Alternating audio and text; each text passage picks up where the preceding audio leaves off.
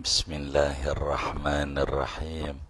Alhamdulillahi rabbil alamin. Wassalatu wassalamu ala sayyidina Muhammadin wa ala alihi wa sahbihi ajma'in wa ba'd.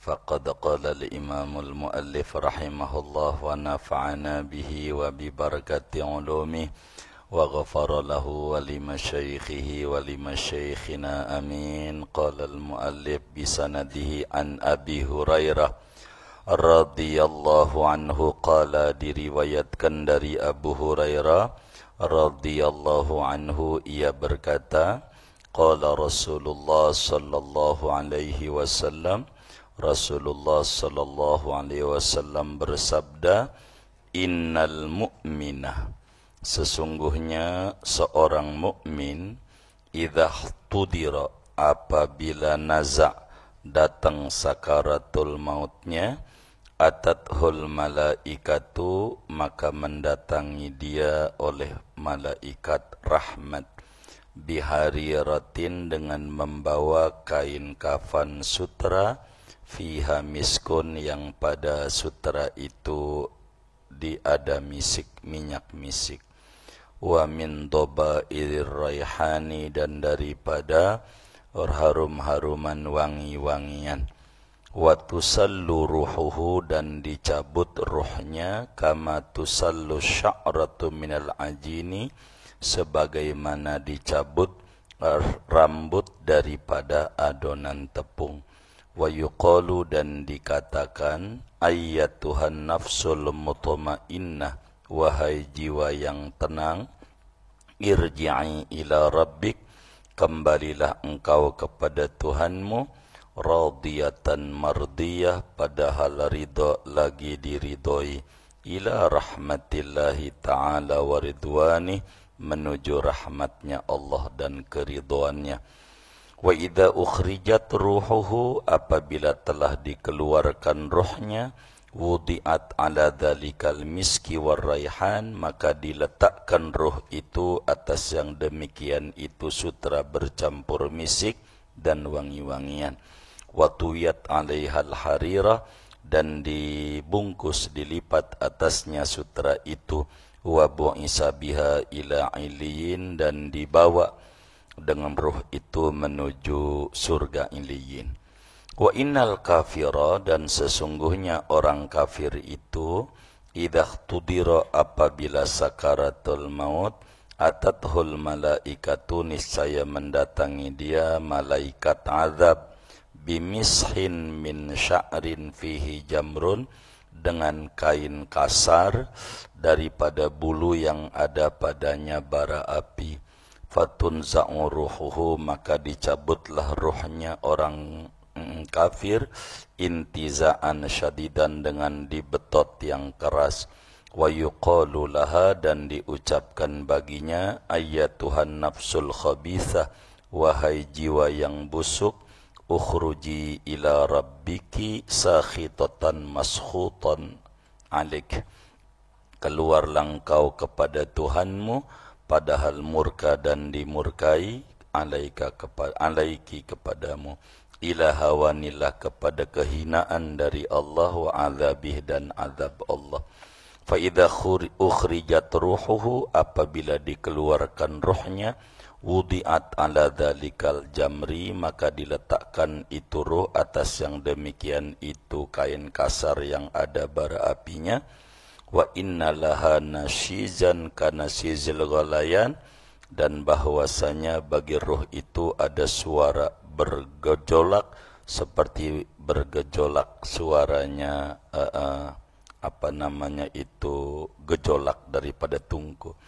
Wa yutwa alaihil mishu, dan dilipat atasnya kain kasar itu, fayudhabu biha ila sijin, maka dibawalah dengan ruh itu menuju neraka sijin. Shadaqa Rasulullah sallallahu alaihi wasallam. Saudara sekalian yang mulia, selepas salat zuhur berjamaah yang kita berdoa bersama, rangkaian ibadah kita moga diterima oleh Allah, yang wajib maupun yang sunnahnya, amin ya rabbal alamin. Kita lanjutkan dengan kajian yang pertemuan sebelumnya membahas tentang sahabat Nabi namanya Abu Hurairah. Yang kita jelaskan, Abu Hurairah meriwayatkan hadis 5.373 hadis. Salah satunya berbicara tentang sakaratul maut. Kebanyakan manusia sering impiannya pengen hidup enak. Tanpa terkecuali kita yang ada di Masjid Al-Maghfirah ini pengen hidup enak, tapi keseringan orang lupa bagaimana cara mati enak. Yang dia pikirin cuman cara hidup enak. Padahal mati enak itu harus lebih diprioritaskan di dalam benaknya, lebih dari sekedar hidup enak. Ini yang paling penting. Sebab kematian orang itu ketika dicabut nyawanya, Nabi menerangkan kepada kita ada dua model. Cara malaikat mencabut nyawa seorang manusia. Kita ini bakalan mati.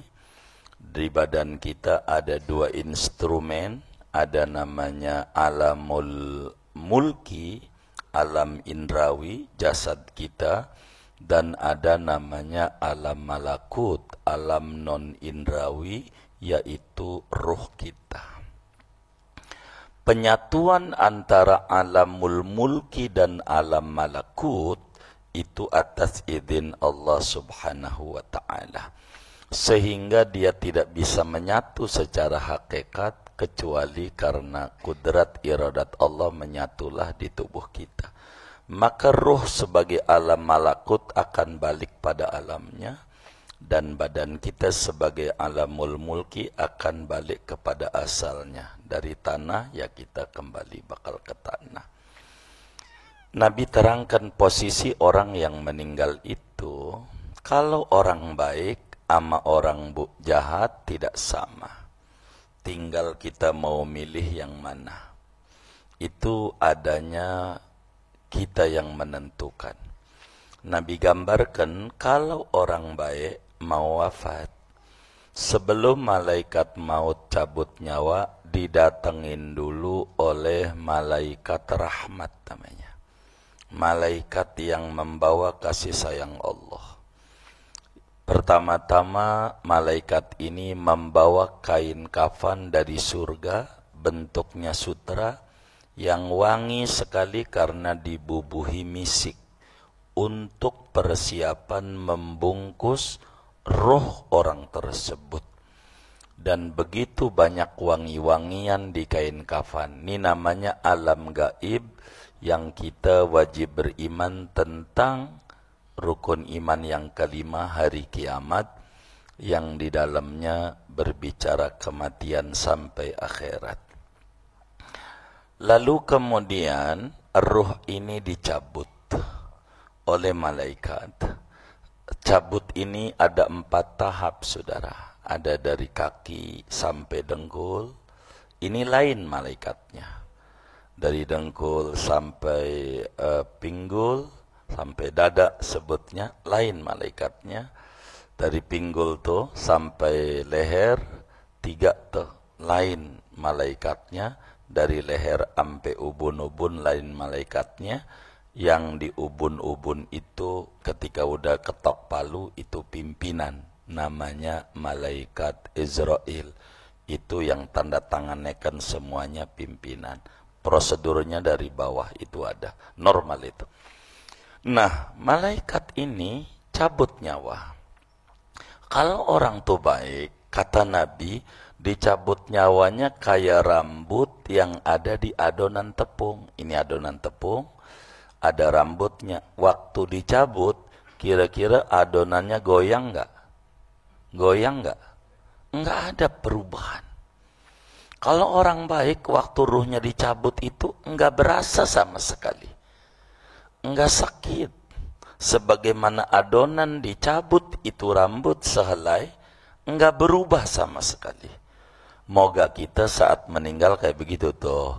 Amin ya rabbal alamin. Tuh kayak begitu. Saat dicabut, ruh ini Malaikat sampaikan, ya ayyatuhan nafsul mutmainnah irji'i ila rabbiki radiyatan mardiyah fadkhuli fi ibadi wadkhuli jannati. Maka ruh sesudah dicabut, dimasukkan ke dalam kain sutra yang harum itu, bangsa surga dibawa oleh malaikat menuju langit pertama. Keluarganya mah pada nangis, ada yang langsung ngambil HP ke grup WA, dikirim. Itu ruhnya dibawa keliling langit pertama. Ditanya sama malaikat langit pertama, ini siapa yang datang? Si fulan, orangnya baik, perilakunya begini, sopan, ini. Nah, itu dibuka pintu langit keliling. Itu orangnya lagi proses, ada yang takziah, sampai dimandikan, dikafani, disolatkan, sampai dihantarin ke kuburan.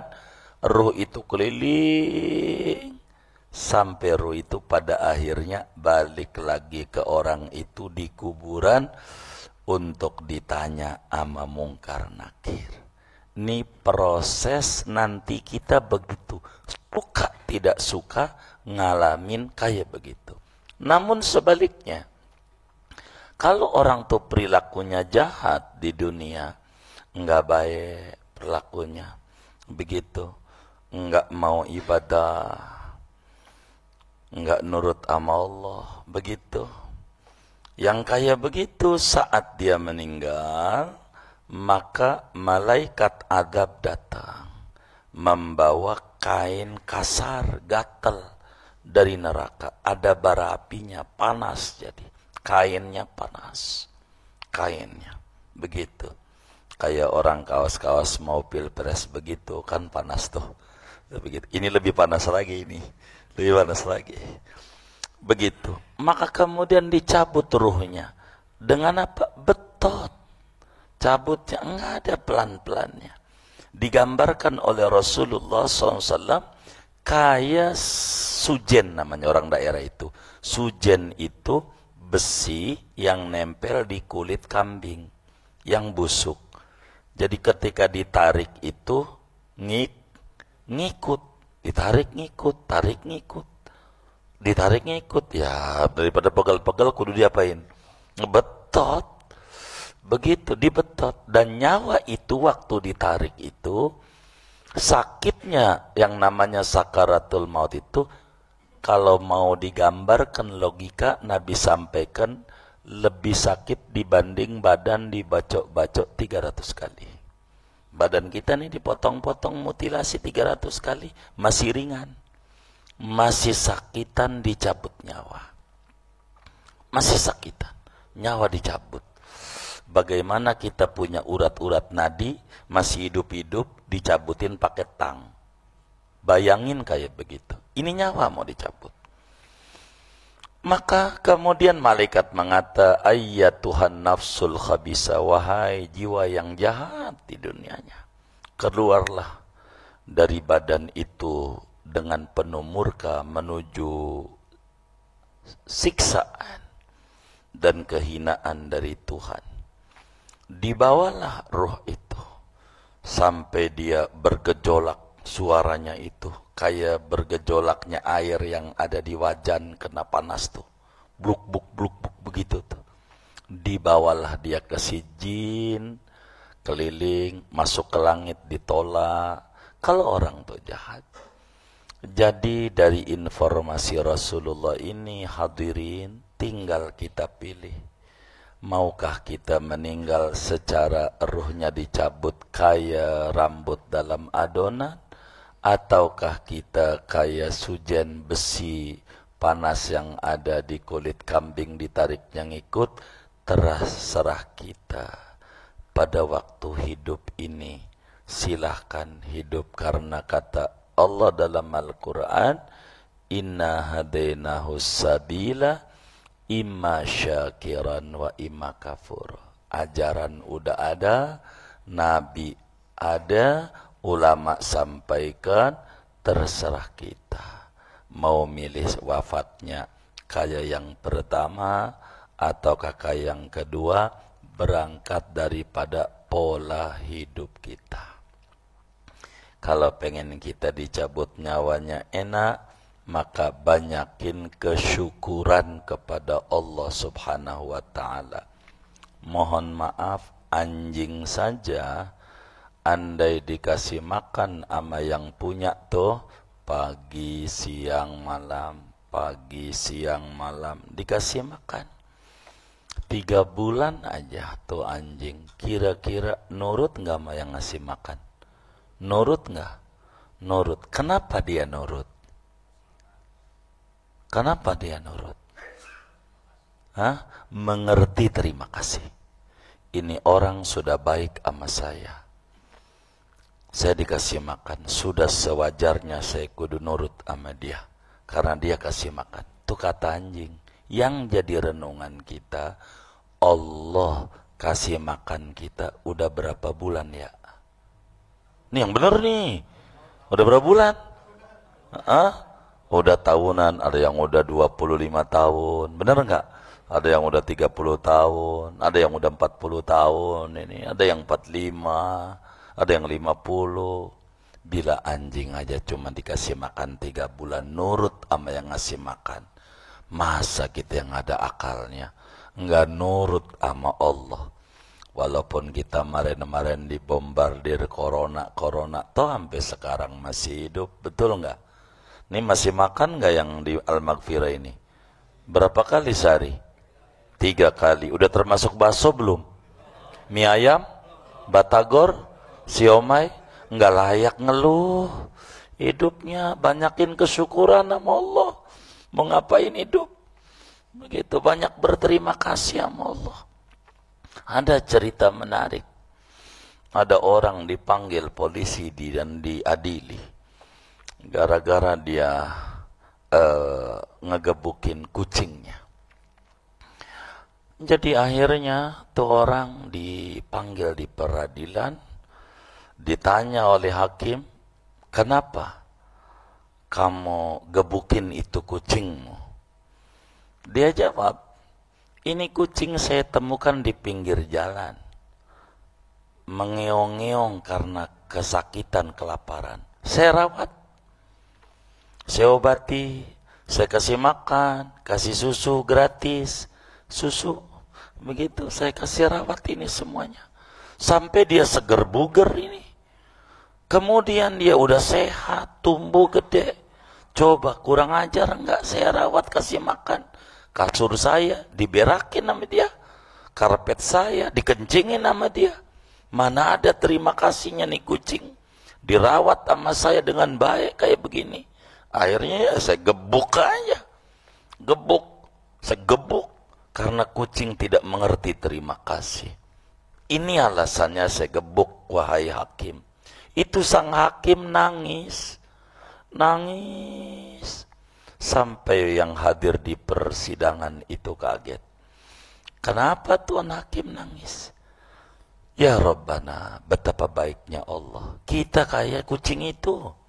Dari kecil dirawat oleh Allah.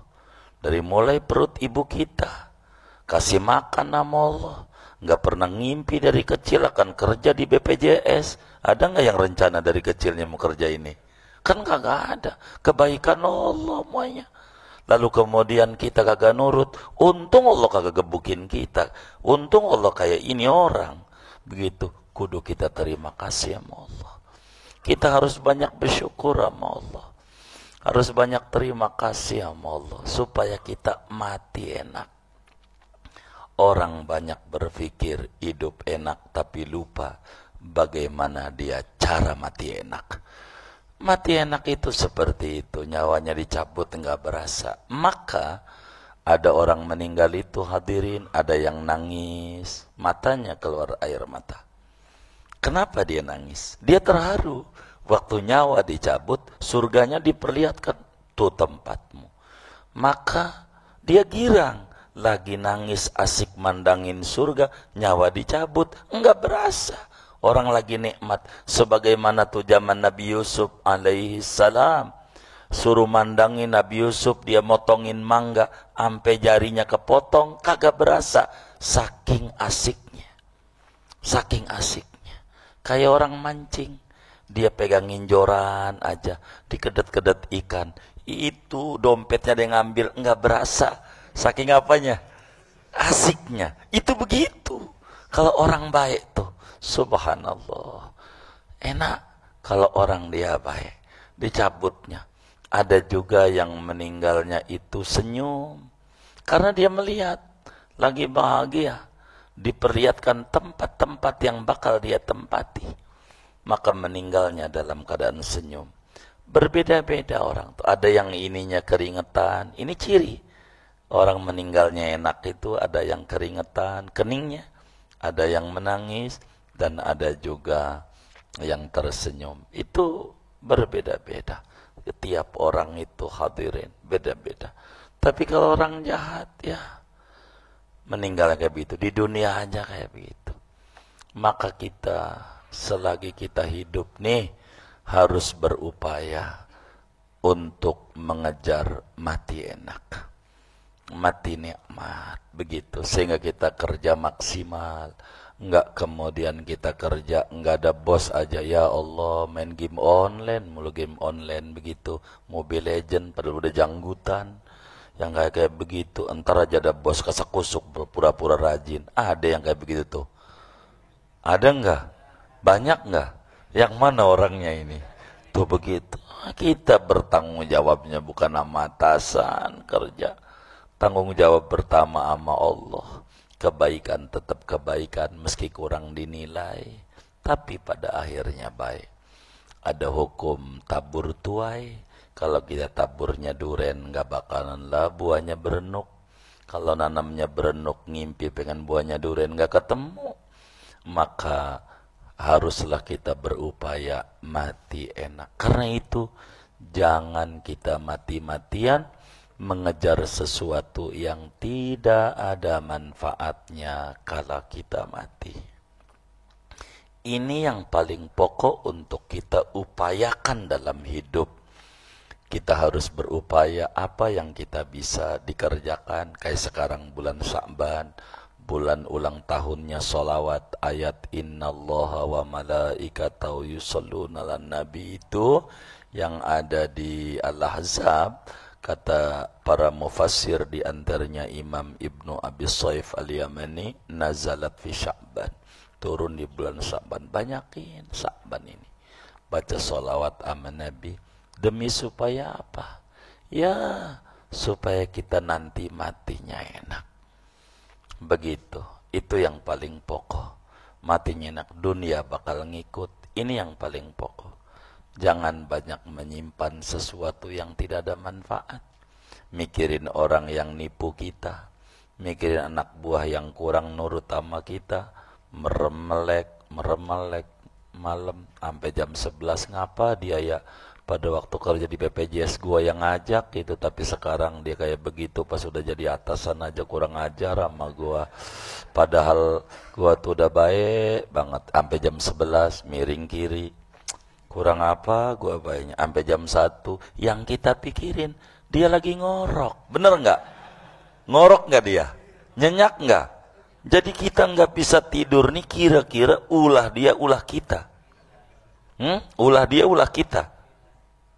Kita nggak bisa tidur nih. Ulah kita. Ngapa dikerjain? Yang kayak itu buang. Hidup nih biar nikmat. Begitu ngapain mikirin yang gak penting, masih banyak yang penting yang dipikirin. Kayak dia doang orang kan masih banyak yang baik sama kita, yang sayang sama kita. Bini kita sayang sama kita kagak kelihatan. Anak kita yang imut-imut manis gak kelihatan. Teman kita yang baik-baik di kantor gak kelihatan, masih kelihatan dia doang. Begitu tuh. Ada yang kayak begitu tuh. Yang mana orangnya? Ini kagak bener nih. Begitu. Jangan kita pikirin bagaimana mati enak. Begitu, mati enak. Bukan sekedar hidup enak. Maka kalau mau jujur, manajemen yang tertinggi bukan sekedar manajemen hidup, tapi manajemen kematian. Sebab ini terprogram dengan baik bagaimana dari manajemen kematian itu adalah bagaimana manajemen hidup. Mati itu gambarannya saudara kayak orang pensiun, biar gampang. Kayak orang pensiun. Ada orang kurang 2 tahun lagi pensiun, itu dadanya ini bagaimana ini? Ini bagaimana ini mau pensiun? Bagaimana ini? Dia kagak lirik tuh tetangga rumahnya yang 20 tahun yang lalu udah pensiun, biasa aja. Tetangganya yang udah pensiun 20 tahun yang lalu enggak stres. Kita udah pensiun belum? Belum, berapa tahun lagi? 2 tahun. Itu udah 20 tahun yang lalu udah pensiun, biasa aja. Kita belum aja stres. Ini kondisi jiwa berarti. Bukan apa-apa. Seakan-akan kantor adalah Tuhan bagi dia. Kalau dengan berhenti dari bekerja, berarti mati dia. Dia tidak mengerti keimanannya dia yang kayak begini nih. Enggak lah. Itu kan keran doang satu yang berkurang. Masih banyak keran-keran yang lain. Coba dong lihat kakek nenek kita. Kantor nggak punya, gaji nggak punya, pensiun nggak ada, nyantai aja. Sampai anaknya kayak biji tasbih 33. Anaknya biasa aja. Ini kondisi keimanan yang harus kita jaga di hati kita ini. Begitu. Ini jadi percis. Ada orang nggak ibadah, lalu usia senja baru ingat dia mati. Stres. Hidup di program. Pada waktu awal kita kerja dalam sebuah perusahaan, itu udah ada undang-undangnya.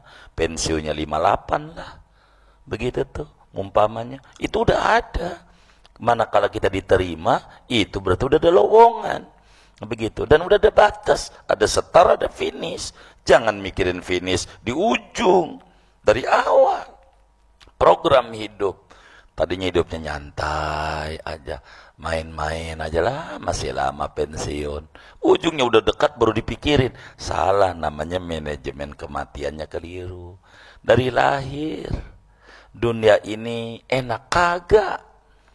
Dunia ini tidak enak.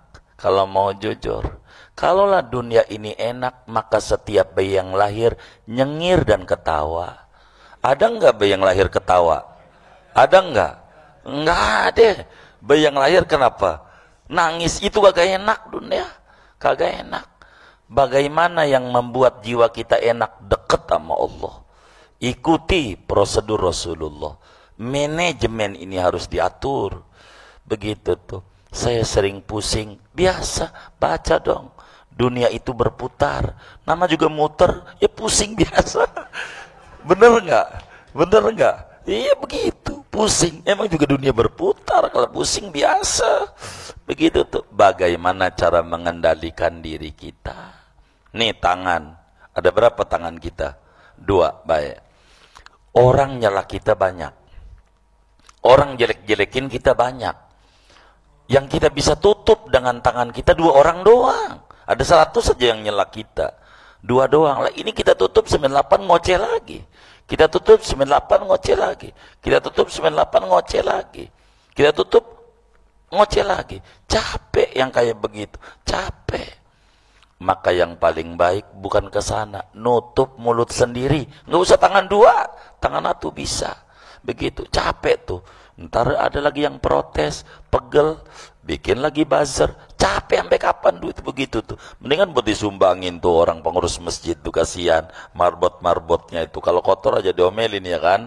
Begitu. Gaji kurang dipikirin. Begitu. Ya ngasih dia aja. Daripada begitu. Ini konsep hidup. Begitu konsep hidup. Karena itu Nabi menyampaikan ada mati enak dan ada mati enak. Ada 2. Nabi itu. Tinggal kita pilih. Mau milih mana? Semuanya ada proseduralnya. Tinggal kita menjalankan hidup ini. Maka mulai dari sekarang kita harus berpikir ulang dan kita rancang betul. Kalau kita mau ulang tahun, kapan ulang tahun kita? Bukan lahir kita, bukan. Itu enggak perlu dirayakan. Bukan enggak boleh, bukan. Tapi yang paling penting kita rayakan ulang tahun, kapan kita mulai rajin ibadah yang enggak belentang-belentong. Itulah lahirnya kita. Kapan mulai demen kita baca Quran yang gak ditinggal biar kata sehari sehalaman. Itu ulang tahun kita. Karena di situ kita baru mengerti hidup yang sesungguhnya. Begitu. Ya kalau didongengin dulu-dulu, mangga orang hilang. Begitu. Jangan dipikirin, pegel itu mah. Tuh kapan tuh kita lahir? Itu tuh ulang tahun kita. Ngapain ulang tahunnya ini? Di KTP-nya ini. Ini mulai insapnya saya. Kemarin-kemarin ampun banget dah. Begitu. Kalau diceritain sama anak malu. Baru ngaji 2 kali aja di masjid. Anak bengal dikit marah banget. Ya Allah, anak saya susah banget. Kita baru insaf baru 2 hari. Begitu. Anak kita ya nunggu kayak kita. Lah kan 10 tahun lagi ya kan. 20 tahun lagi. Sabar, sabar. Berproses hidup. Dan ini yang paling penting buat kita. Mari kita tentukan pilihan kita. Hidup kita pengen mati enakkah atau pengen mati enak?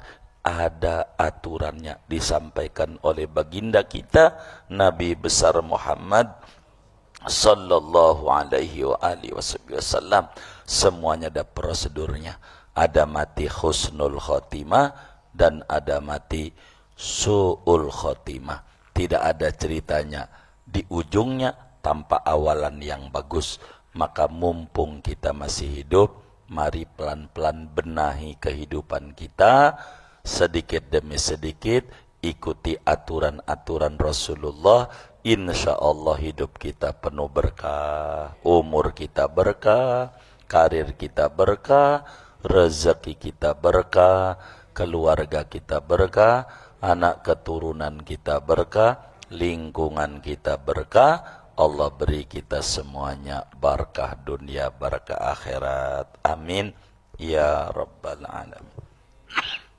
Segini aja, nggak usah banyak-banyak. Ada yang ditanya mungkin dari materi ini atau di luarnya, sebelum doa dipersilahkan.